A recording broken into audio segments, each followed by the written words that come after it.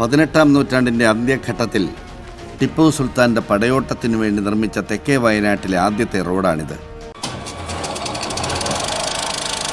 ഇന്ന് വൈത്തിരി തരുവണ റോഡായി അറിയപ്പെടുന്ന പഴയ മാനന്തവാടി വൈത്തിരി റോഡിനെ കുതിരപ്പാണ്ടി റോഡെന്നായിരുന്നു പറഞ്ഞിരുന്നത്.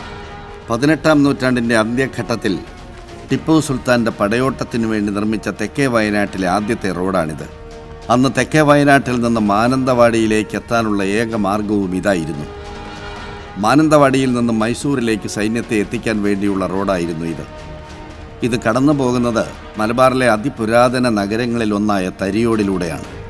ഈ റോഡിലെ 16-ാം മൈൽ ഭാഗത്ത് പുതുശ്ശേരി പുഴയ്ക്ക് പാലമില്ലായിരുന്നു.